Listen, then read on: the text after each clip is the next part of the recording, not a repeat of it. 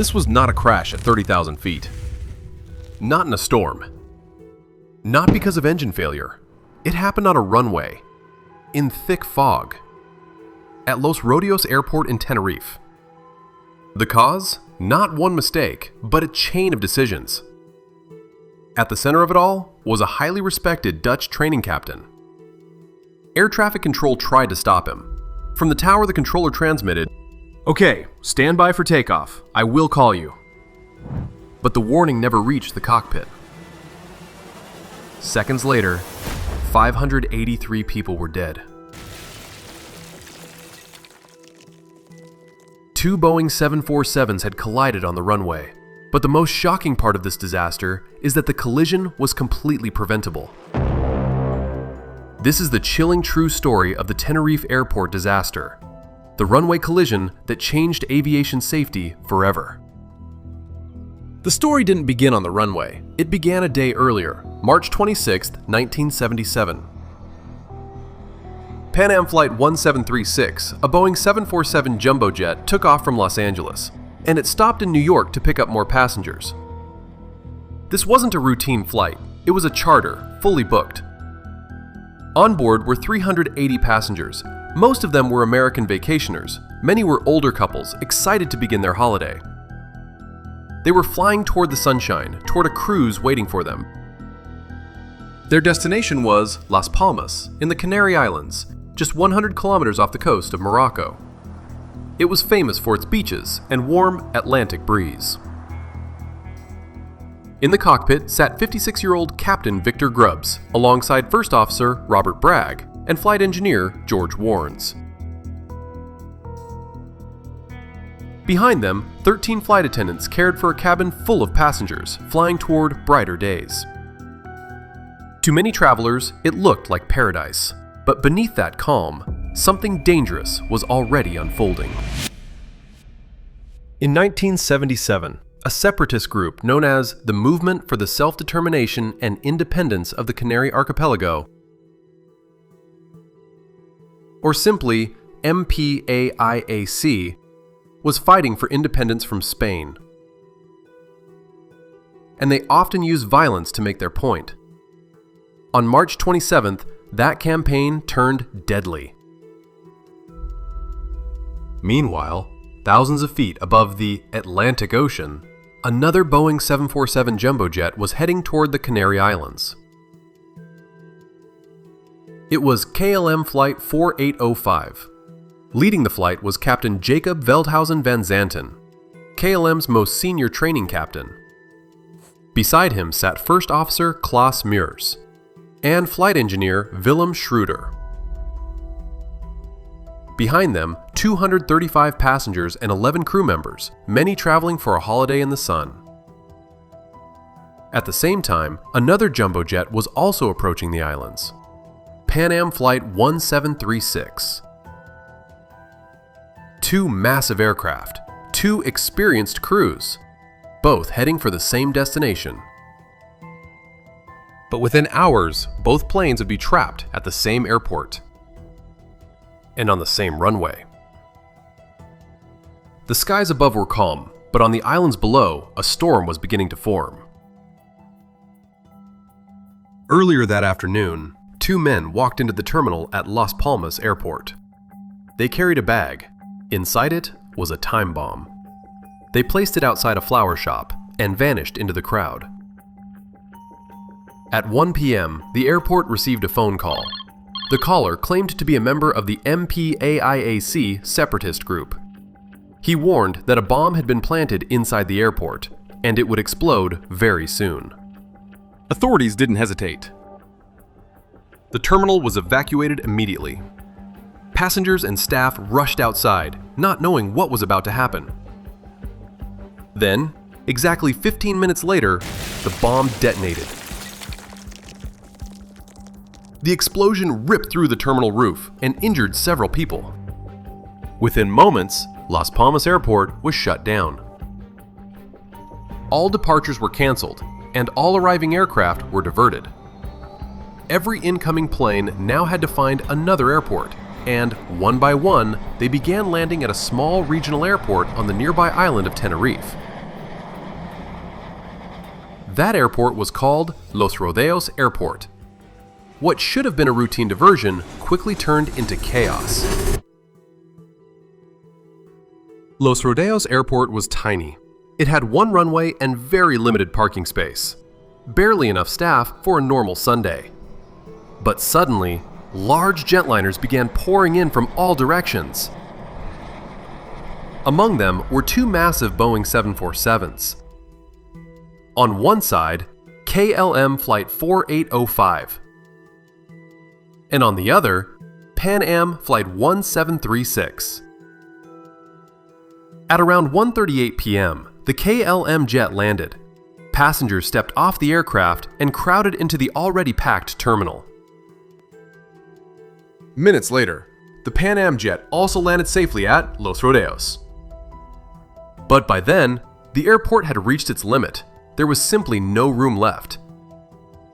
Pan Am's passengers were forced to remain inside the aircraft. Some passengers stepped onto the stairs, just to breathe fresh air. But no one knew how long they would be stuck there. By the time more aircraft arrived, the situation had become worse. Planes were parked everywhere. Taxiways were completely filled. Seeing the chaos, air traffic control made an unusual decision. They decided to use the main runway as a taxiway. Aircraft were instructed to taxi down the runway, reach the far end, turn around, and then take off. It wasn't ideal, but at that moment, it seemed like the only solution. After several hours, finally, some good news arrived.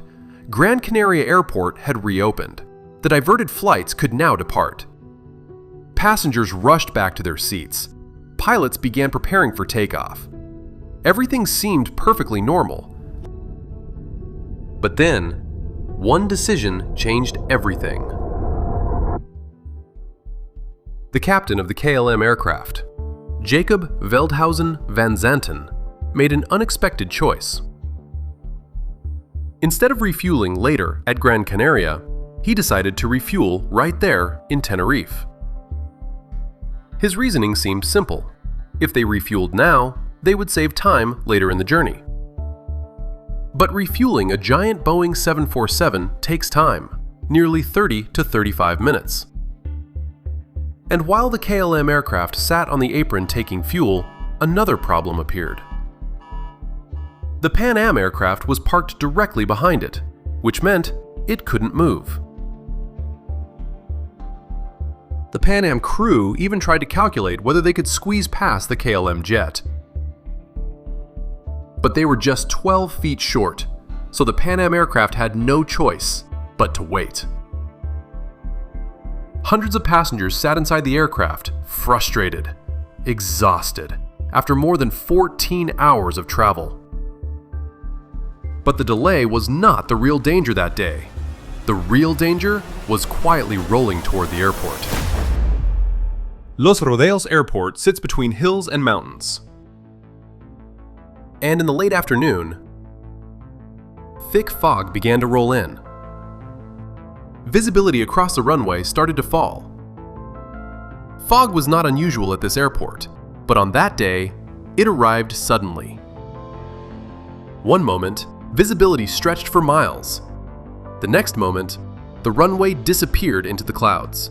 Pilots could barely see the taxiway. They could barely see the runway. And in 1977, the control tower had no ground radar to track aircraft.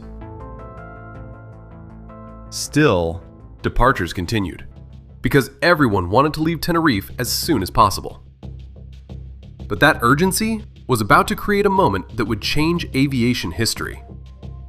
Eventually, the KLM aircraft finished refueling. Passengers returned to their seats. The engines started. From the control tower, air traffic control began giving taxi instructions. First, the KLM aircraft would taxi down the runway and turn around at the far end. Then, the Pan Am aircraft would follow behind it, but Pan Am had one important task. It needed to exit the runway using the C3 taxiway, so that the KLM aircraft could take off. That was the plan, simple and clear. Except for one problem. The fog was getting thicker every single minute. Neither aircraft could see the other, Nor did the control tower have visibility of either of them. Yet both jumbo Boeing 747s were now moving down the same runway and entirely relying on communication. Till now, KLM and Pan Am followed the instructions as advised by the air traffic control. But since the taxiways were poorly marked, Pan Am failed to take the third taxiway exit. And the fog made it even worse. The Pan Am crew continued slowly down the runway looking for a better exit. But nobody realized that this delay would turn into a disaster. At the far end, Captain Jacob was ready with the massive 747 for takeoff. The crew then contacted the control tower for takeoff clearance. The KLM first officer began reading back their clearance. But it wasn't a takeoff clearance, it was only a route clearance. Instructions for where to fly after takeoff. However, during the transmission, several radio signals overlapped. At the same moment, the Pan Am crew was transmitting a message. The signals blocked each other. The tower's crucial words were partially lost in the noise. At around 5:06 p.m., extremely dense fog started to cover the Los Rodeos runway. And at the same time, the visibility dropped to less than 100 meters. Inside the KLM cockpit, Captain Jacob believed they had permission to go, but one aircraft was still on the runway, hidden in the fog. Without waiting for explicit takeoff clearance, the captain pushed the throttles forward. The 747 began accelerating down the runway. Meanwhile, the Pan Am aircraft was still taxiing in the fog. They had not yet reached the taxiway exit. And in those final seconds, aviation history changed forever. As the KLM aircraft accelerated down the runway at over 250 kilometers per hour, the Pan Am crew suddenly saw landing lights emerging from the fog. They immediately tried to turn left off the runway to escape, but the runway exit they were aiming for was too sharp for a 747 to take quickly. They didn't have enough time. At the same time, the KLM pilots suddenly saw the Pan Am aircraft right in front of them.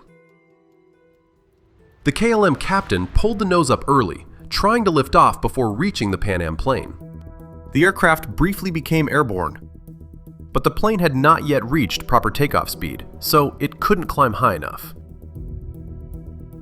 At that moment, the horrifying reality became clear to both crews. This runway was about to witness the deadliest crash in aviation history. The KLM aircraft's main landing gear and engines slammed into the top of the Pan Am aircraft. The engines ripped through the upper fuselage, passenger cabin, and the cockpit area. The KLM aircraft then crashed back onto the runway and exploded into a massive fireball. Since the KLM plane was fully loaded with fuel, the crash ignited it instantly. The Pan Am aircraft was badly damaged but did not immediately explode. Many passengers in the front section were killed instantly, but those seated toward the rear managed to escape through holes in the fuselage and emergency exits. Within seconds, both aircraft were destroyed. Of the 248 people on board the KLM aircraft, none survived. On the Pan Am plane, many passengers initially survived the collision, but since the impact and the fire were so dangerous, only 61 people survived. In total, 583 people lost their lives. Investigation later focused on the fact that KLM flight Captain Jacob was one of the most experienced pilots, but that day, pressure was building. After the bomb incident at Gran Canaria Airport, dozens of flights were diverted to Los Rodeos Airport. Delays were piling up and the KLM crew was running out of legal flying time. The longer they waited, the more likely the flight would be grounded overnight. Then, through the thick fog and confusing radio calls, the captain began the takeoff roll. But ahead of him, hidden in the fog, the Pan Am 747 was still on the runway. And then the unfortunate happened. In aviation, disasters rarely begin with one mistake. They begin with pressure, assumptions, and seconds that cannot be taken back. Before Tenerife, cockpit culture was very different. Captains were rarely questioned. If the captain made a decision, the rest of the crew usually stayed silent. After Tenerife, airlines introduced crew resource management, where pilots were trained to speak up. First officers could challenge captains, and teamwork inside the cockpit became just as important as flying the plane itself. Investigators also discovered dangerous communication confusion. The KLM crew had said, "We are now at takeoff," but that phrase was unclear. Today, aviation language is strictly standardized. The words "cleared for takeoff" have one and only one meaning. If those exact words are not spoken, the aircraft does not move. No assumptions, no misunderstandings. Another critical problem in Tenerife was visibility. After the disaster, many airports began installing surface movement radar systems. Controllers could finally track aircraft on the runway, even in zero visibility. There was one final deadly factor. At that exact moment, when the controller warned the KLM plane, two radio transmissions overlapped. The message was blocked by static. The warning never reached the cockpit. Today, aviation communication rules are far stricter, shorter, and clearer. While the tragedy at Tenerife claimed 583 lives, the lessons have since saved countless others. It also left behind one haunting question. What if just one person had said, "Wait"? If you enjoy real aviation investigations like this, check out the next story on your screen. Stay tuned with MayDay Central.